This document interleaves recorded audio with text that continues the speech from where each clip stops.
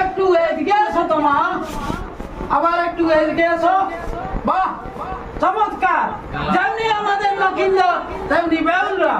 সাহেব মহাশয়, আপনার কন্যা আমাদের পছন্দ হয়েছে। এবার বিবাহের দিন ঠিক করুন।